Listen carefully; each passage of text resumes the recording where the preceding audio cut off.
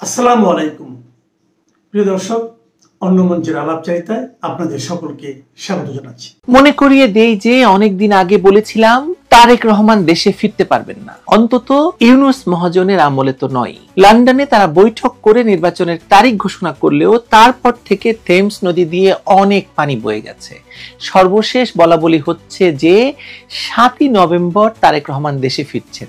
তার মানে বিএনপি তার এই বিশেষ দিনেই তাদের নেতাকে দেশে ফিরিয়ে নিতে চাইছে, কিন্তু অন্য পক্ষ বলছে অসম্ভব, তারেক রহমানের ফেরা হবেই না। তার আবার 7ই নভেম্বর কি? আসুন তো জানার চেষ্টা করি, আসলেই তারেক রহমান আরেকজন জিয়াউর রহমান হয়ে ফিরতে পারবেন নাকি ফিরতে পারবেন না এই 7ই নভেম্বর?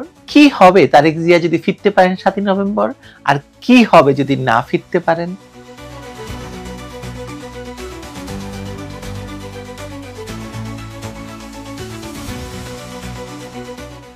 তারেক জিয়া দেশে ফিরতে পারবেন কি পারবেন না তার উপর নির্ভর করছে আগামী দিনের রাজনীতি। বিশেষ এই মুহূর্তে বলা বলি শুরু হয়েছে যে আগামী 7ই নভেম্বর বিএনপির ভারপ্রাপ্ত চেয়ারপারসন তারেক রহমান তথা তারেক জিয়া দেশে ফিরতে পারেন। এই দিনটি বিএনপির রাজনীতিতে একটি গুরুত্বপূর্ণ দিন এবং এই দিনটি বিএনপি বিপ্লব এবং সংহতি দিবস হিসেবে পালন করে, কিন্তু বাংলাদেশের রাজনীতিতে এই দিনটিকে সৈনিক হত্যা দিবস হিসেবেও পালিত হয়, প্রমাণিত হয়েছে। কারণ এই দিনটিতে 1975 সালে কর্নেল তাহের জিয়াউর রহমানকে মুক্ত করে তার ক্ষমতা দখলের পথ পরিষ্কার করে দেন, কিন্তু ক্ষমতায় গিয়ে জেনারেল জিয়া তাহেরকে ফাঁসিতে চড়ান। ঠিক একই পরিস্থিতি বিরাজ করছে বাংলাদেশের বর্তমান রাজনীতিতে। লক্ষ্য করুন, 1975 সালের 15ই আগস্ট যেমন বঙ্গবন্ধু শেখ মুজিবুর রহমানের পরিবারকে সপরিবারে হত্যা করে একদল সেনা কর্মকর্তা ক্ষমতা দখল করে আগস্ট থেকে নভেম্বর পর্যন্ত ক্ষমতা নিয়ে নানা ধরনের খেলাধুলা করতে থাকে।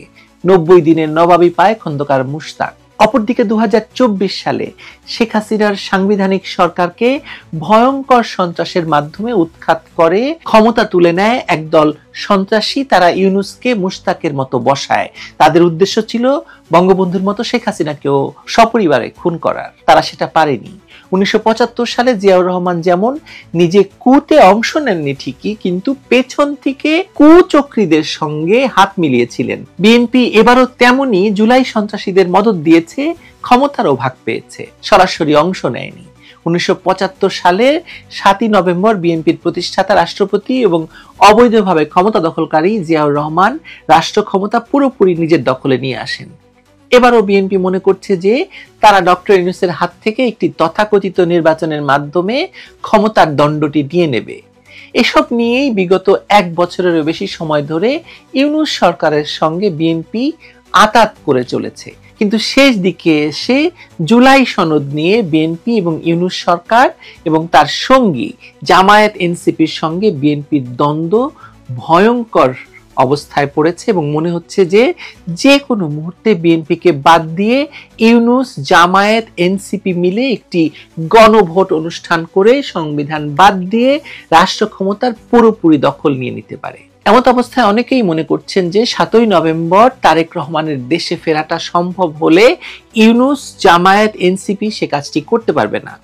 আর যেহেতু 7ই নভেম্বর বিএনপির কাছে খুব গুরুত্বপূর্ণ, সেহেতু সেদিন তারেক রহমান ফিরলে তাদের বিজয় আর কেউ ঠেকিয়ে রাখতে পারবে না। কিন্তু অনেক বিশ্লেষকই বলছেন যে তারেক রহমান 7ই নভেম্বর ফিরতে পারবেন না, ইউনূস জামায়াত এনসিপি মিলে তাকে ফিরতে দেবে না। আমিও মনে করি যে তারেক রহমানের ফেরা হবে না বাংলাদেশে, আর বাংলাদেশের রাজনীতিতে বিএনপির অবস্থা দিন দিন আরো ভয়ঙ্কর হতে থাকবে। কথা আমি বহুদিন ধরে বলে আসছি, যদি না এর মাঝখানে আরো বড় কোনো ঘটনা ঘটে যায়। এই ভূমিকার পরে আমার বক্তব্যের যুক্তি দেওয়ার জন্য আমি যা বলতে চাই তা হলো, বিএনপি ভেবেছিল যে তারা ইউনূসকে ম্যানেজ করে ফেলতে পারবে। এখন বিষয়টা আরেকটু খোলাসা করি। তাহলে বিএনপি আসলে বলেছে না প্রতারিত হয়েছে? তারা প্রতারিত হয়নি। তারা জানতো ইউনূস সরকার কি নিয়ে খেলছে, কারা স্ক্রিপ্ট লিখছে এবং সেই স্ক্রিপ্টে তাদের নিজেদের ভূমিকা কি। রাজনৈতিক থিয়েটারে বিএনপি সবসময় দর্শকের ভান করে থাকে বটে, কিন্তু মঞ্চের নিচে থেকেই তারা সংলাপ ফিস ফিস করে বলে যায়। ইউনূস সরকারের সঙ্গে তাদের আঁতাত ছিল কৌশলগত, কিন্তু সেই কৌশল এখন তাদেরই গলায় দড়ি হয়ে গেছে।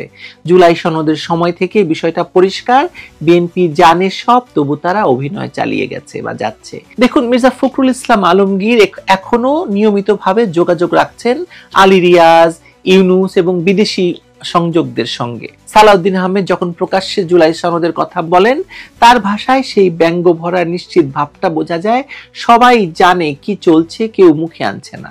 এটা প্রতারণা নয়, এটা সম্মত চুক্তি। বিএনপি জানে তারা মূল নাটকের অংশ, এখন তাদের প্রতারিত চেহারা দর্শকদের জন্য একটা সিন মাত্র। মানুষ কেউ বিশ্বাস করছে না বিএনপি প্রতারিত হয়েছে, বরং মনে করছে যে মানে সেই তো নদ খসালি, তবে কেন লোক হাসালি। এর মধ্যে আরেকটি চরিত্র উঠে এসেছে, এই জুনায়েদ সাকি। তিনি স্পষ্টভাষী, দৃঢ়, এবং মির্জা ফখরুল ইসলাম আলমগীর তাকে দেখেই নাকি প্রেমে পড়ে গেছিলেন। জুনায়েদ সনদের খসড়া প্রণয়নে তার বুদ্ধিমত্তা নাকি যুক্ত হয়েছিল রাজনৈতিক মহলে, এরকম গুঞ্জন আছে। এই পুরো নাটকটা ধাপে ধাপে সাজানো। প্রথম পর্ব শেষ হয়ে গেছে, দ্বিতীয়টা চলছে, আর চূড়ান্ত দৃশ্য এখনো বাকি। সেই দৃশ্যই নির্ধারণ করবে তারেক রহমানের ভাগ্য। তারেক রহমান ফিরতে পারবেন কি পারবেন না। 7ই নভেম্বর শুধু বিএনপির জন্য স্মৃতির দিন নয়, তাদের নিজেদের পরিচয়ের দিনও। 1975 সালের 7ই নভেম্বর জিয়াউর রহমান রাষ্ট্র ক্ষমতার লাগাম হাতে পেয়েছিলেন। ইতিহাসের পাতা ঘুরে আবার যেন সেই দিনটিতে দাঁড়িয়ে আছে বিএনপি। কিন্তু এবার নাটকটা একটু ভিন্ন। এবার মঞ্চে আছেন তারেক জিয়া, আমি যাকে বলছি আরেকজন জিয়া, আরেক জিয়া, লন্ডনের নির্বাসিত এক নেতা। তিনি এখন, যিনি ফিরলে রাজনৈতিক বাস্তবতা উল্টে যেতে পারে এরকম মনে করছেন। প্রশ্ন হচ্ছে, তিনি ফিরতে পারবেন? যুক্তরাষ্ট্র বিএনপির সাম্প্রতিক সংবাদ সম্মেলনে নেতারা বলেছেন যে সরকার এখনো তার নিরাপত্তা বিষয়ে কোনো ঘোষণা দেয়নি।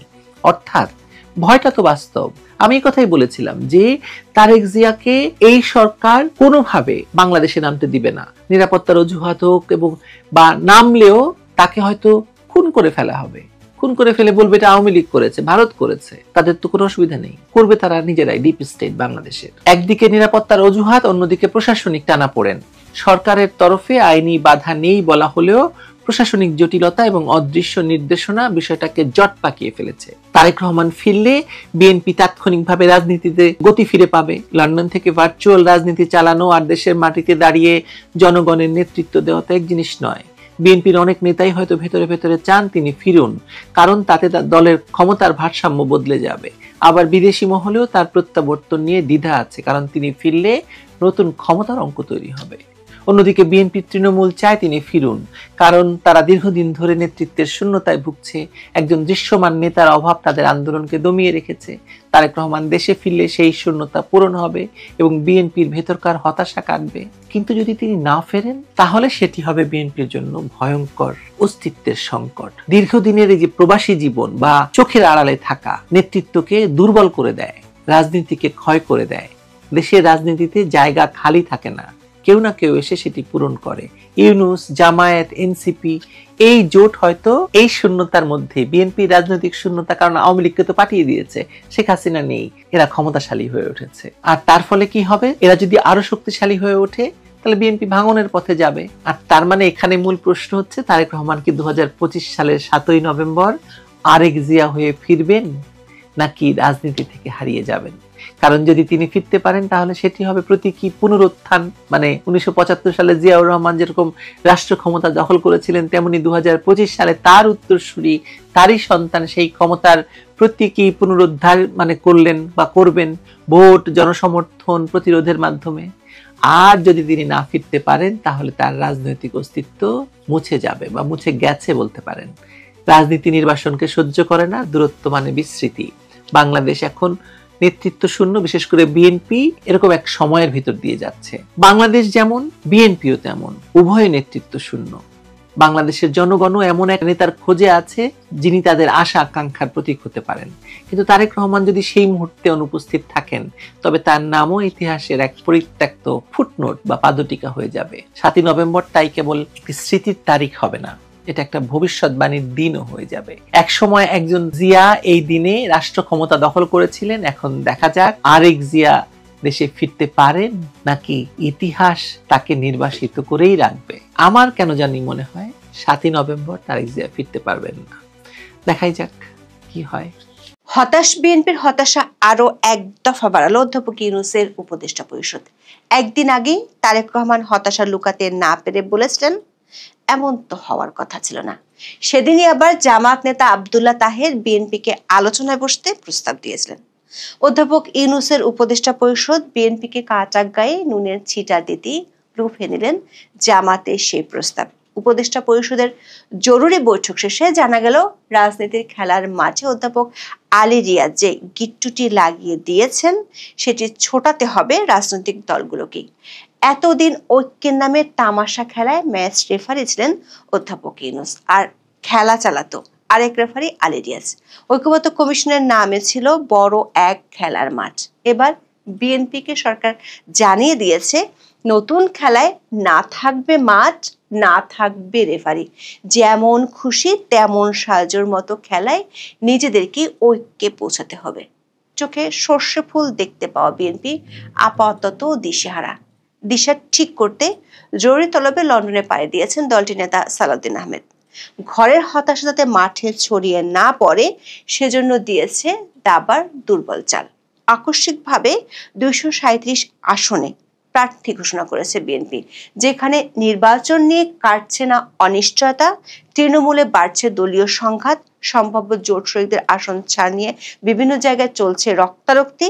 সেখানে দলীয় প্রার্থী ঘোষণায় এই কৌশল বিএনপিকে রাজনীতির মাঠে বাড়তি কোনো সুবিধা দেবে নাকি তফসিল ঘোষণার অনেক আগেই প্রার্থী ঘোষণার সুযোগ পাবে প্রতিপক্ষ?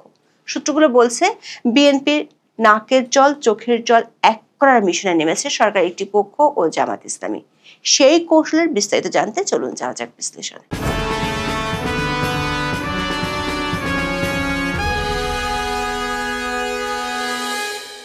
6 মাসে বহু নাটকের পর জুলাই সনদ নিয়ে জামাত এবং এনসিপির রেসিপি মেনেই বাস্তবায়নের সুপারিশ দেয় ঐক্যমত্য কমিশন। 28 অক্টোবর এই সুপারিশ জমা পড়ার পরে বেজে ওঠে নতুন রাজনৈতিক দামামা। দেখা যায় বিএনপি সহ সব দলের আপত্তির অংশ পুরোপুরি উধাও করে দিয়ে নিজের হাসজোড়ো সংবিধান গণভোটে পাঠানোর সুপারিশ করেছেন আলী রিয়াজ। সেই সঙ্গে কিংস পার্টিকে সামনে রেখে অধ্যাপক ইউনূসের মাধ্যমে কথিত সাংবিধানিক আদেশ জারির প্রস্তাব করা হয়। জামাতকে তুষ্ট রাখতে জাতীয় নির্বাচনের আগে গণভোটের অপশনও রাখা হয়েছে।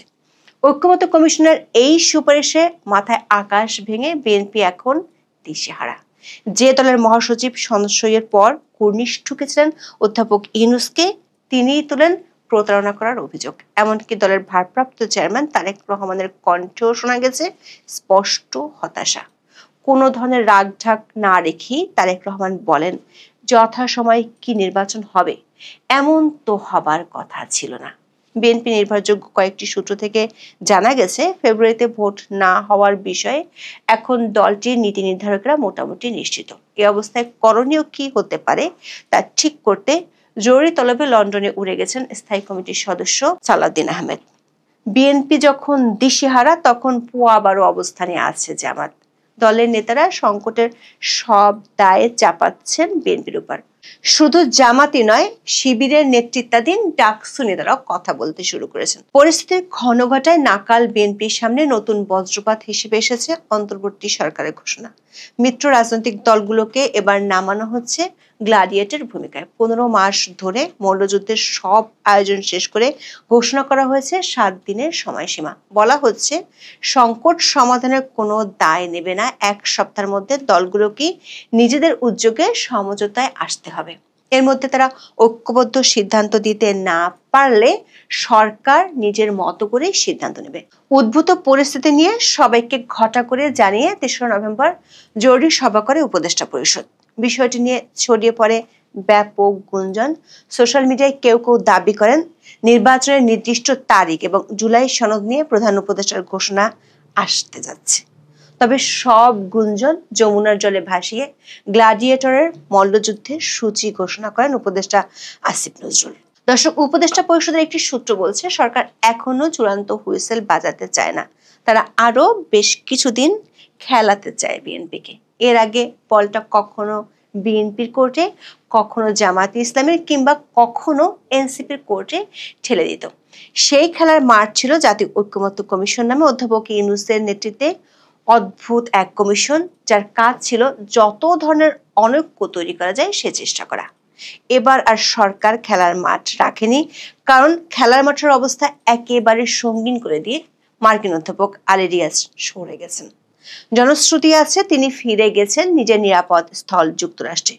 প্রশ্ন হলো, মাঠ ছাড়া খেলার অর্থটা তাহলে কি? ডক্টর আসিফ নজরুল বলছেন, দীর্ঘদিনের মিত্র রাজনৈতিক দলগুলোকে নিজেদের মধ্যে আলোচনা করে আগামী 1 সপ্তাহের মধ্যে ঐক্যবদ্ধ প্রস্তাব দিতে আহ্বান জানানো হয়েছে। প্রশ্ন ছিল, সে আলোচনায় কি সরকারের কোনো ভূমিকা থাকবে?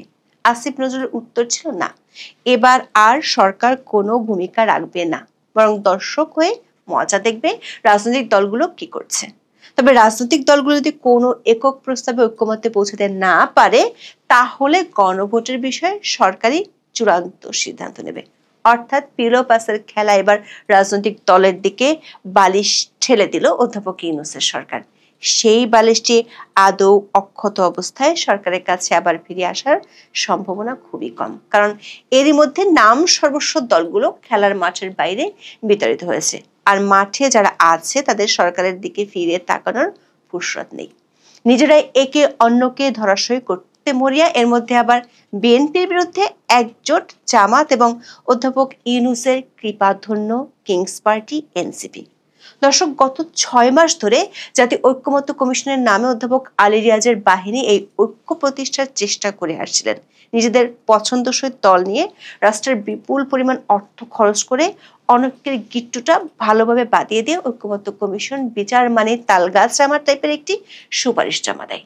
সেই সুপারিশের প্রস্তাবগুলো নিয়ে যত বিপত্তি। এখন সরকার বলছে সরকারের বেঁধে দেওয়া গিট্টুর প্যাচগুলো খুলতে হবে রাজনৈতিক দলগুলোকেই।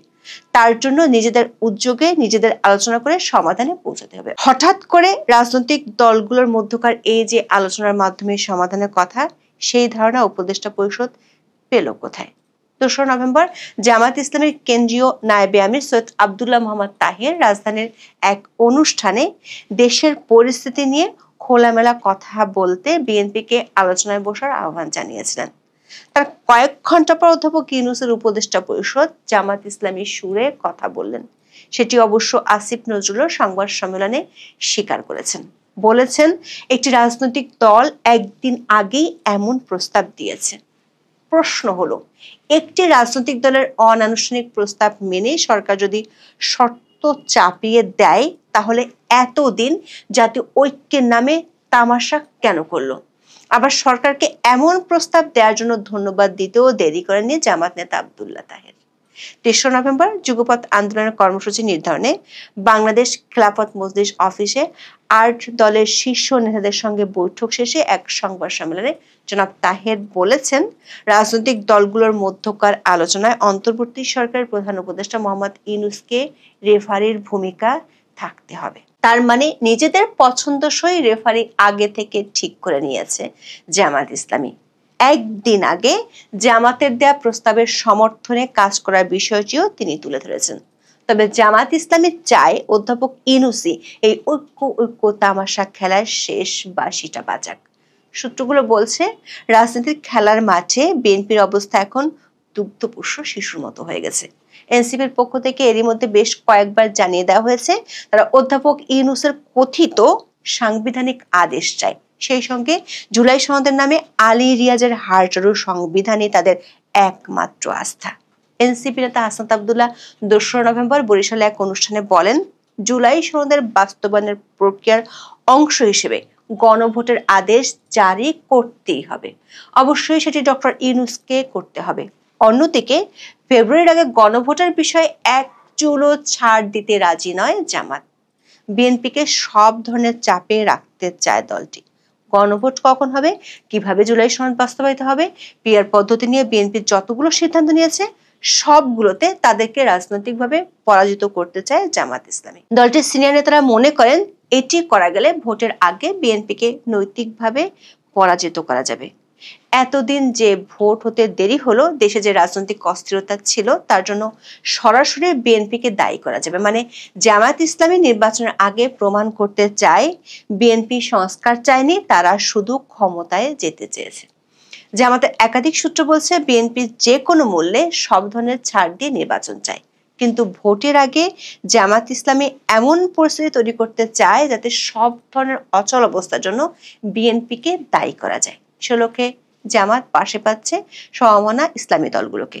সংখ্যানুপাতিক পদ্ধতিতে সংসদ নির্বাচন সহ 5 দাবিতে যুগপৎ আন্দোলনে থাকা জামাত ইসলামী সহ 8টি ইসলামী দল 6 নভেম্বর অন্তর্বর্তী সরকারের প্রধান উপদেষ্টা অধ্যাপক মোহাম্মদ ইউনূসের কাছে স্মারকলিপি দিবে।